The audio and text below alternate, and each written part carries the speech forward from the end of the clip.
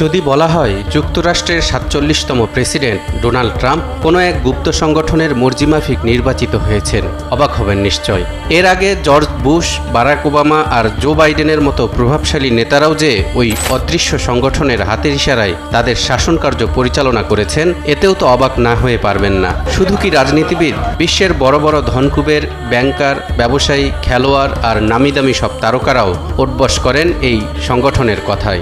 মাত্র ৫ জন সদস্য নিয়ে যে সংগঠন একান্ত নীরবে নিভৃতে যাত্রা শুরু করেছিল, বিশ্বের প্রতিটি কোনায় কোনায় আজ তাদের এমন সব অনুসারী যারা নিয়ন্ত্রণ করছে পুরো বিশ্ব।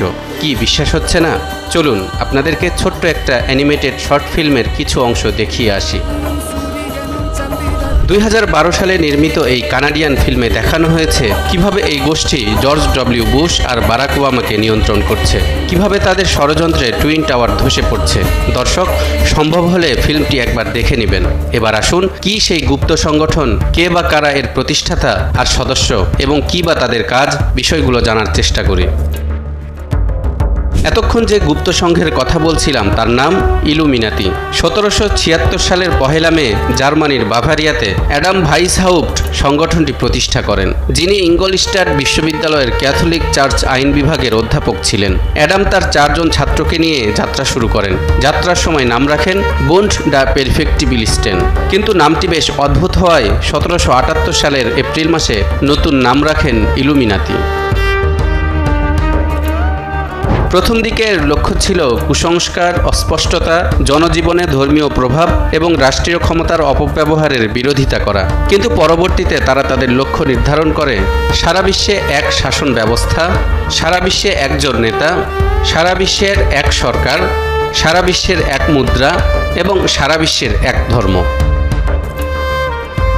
তারা তাদের সাধারণ বিধিতে লিখেছিল অন্যায়ের প্রবর্তকদের ষড়যন্ত্রের অবসান ঘটানো, তাদের উপর কর্তৃত্ব না করে তাদের নিয়ন্ত্রণ করা। কিন্তু সমাজ ও জাতির জন্য হুমকিস্বরূপ ভেবে রোমান সাম্রাজ্যের অধীনস্থ বাভারিয়ার তৎকালীন শাসক চার্লস থিওডোর তার শাসিত অঞ্চলের সকল গুপ্ত সংগঠন নিষিদ্ধ ঘোষণা করেন। ১৭৮৫ সালের ২ মার্চ এই নিষেধাজ্ঞা আরোপ হয়। অ্যাডাম পালিয়ে যান আর ইলুমিনাতির প্রচুর গোপন নথিপত্র সরকারের হাতে এসে যায় এবং ২ বছর বাদে সরকার সেগুলো প্রকাশ করে দেয়। বিশ্ব প্রথম জানতে পারে ইলুমিনাতির গভীর ষড়যন্ত্রের কথা। ইলুমিনাতির প্রতীক হিসাবে প্রথমে পেঁচাকে বেছে নেওয়া হয়। এছাড়াও পিরামিড, একচোখ, রক সাইন এসব কিছুই ইলুমিনাতির প্রতীক। একচোখ বলতে এখানে দাজ্জালকে বোঝানো হয়েছে, কারণ দাজ্জালের অপেক্ষায় প্রতিনিয়ত প্রহর গুনছে তারা। এর জন্যই সকলে অপলক নেত্রে চেয়ে আছে পিরামিড আকৃতির ত্রিভুজের দিকে। আমরা সবাই জানি দাজ্জাল পৃথিবীতে আসবে।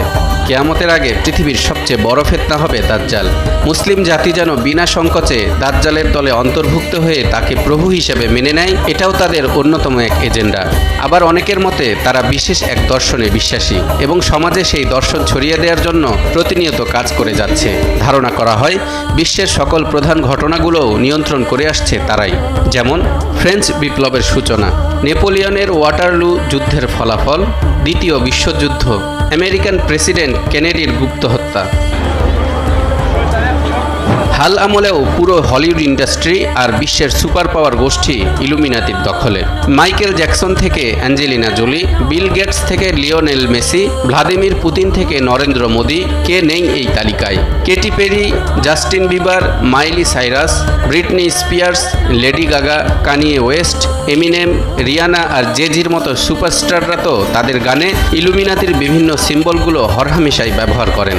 আরেক তারকা ম্যাডোনা তো আরও এক ধাপ এগিয়ে। ইলুমিনাতি শিরোনামে তিনি মিউজিক ভিডিওই বের করেছেন।